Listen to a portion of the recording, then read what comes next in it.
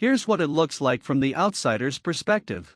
Jaime joins the Kingsguard and swears to defend the king with his life. As Aerys descends into madness and cruelty, Jaime continues to stand by, defending his king, not saying a word or lifting a finger to stop him. We can accept that, because he's bound by his vows, and his oaths of honor are unbreakable. But then, when the war appears to be lost, Jaime's father betrays Aerys by sacking the city, and Jaime turns on his king and literally stabs him in the back. That looks, for all the world, like Jaime was either a plant, waiting to betray his king all along, or else, even worse, he happily served Aerys as long as he was king, but the moment things turned, he flipped around and went over to the winning side. Welcome to my channel. Please don't forget to like and subscribe, and also click on the notification bell to remain updated. You can't justify him serving Aerys all those years because of his oaths, and then justify him breaking his oaths because Aerys was a bad guy. That's trying to play both sides of the field.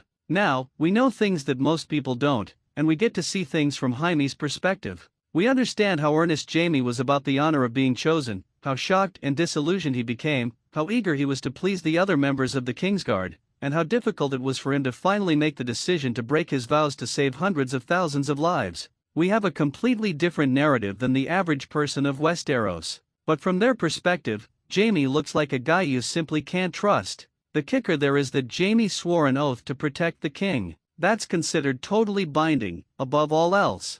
It's protect the king, not protect the king unless he goes insane or turns into an evil prick. Now, you could easily argue that that kind of an oath is immoral or illogical, and you might be right. But I'm explaining it from the perspective of the Westerosi system. Nothing is lower than an oathbreaker. There's also the matter of how it was done. Jaime made no attempts to stop Aerys when he was committing atrocities, and instead killed him when it looked like there would be no repercussions in doing so, and when his father was coming to sack the city.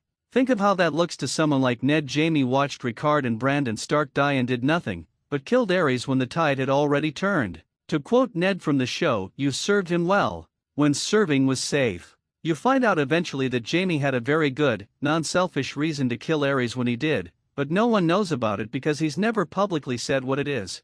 Thanks for watching. Please don't forget to like this video and drop comments, and most importantly don't forget to subscribe and hit the notification bell so you don't miss anything.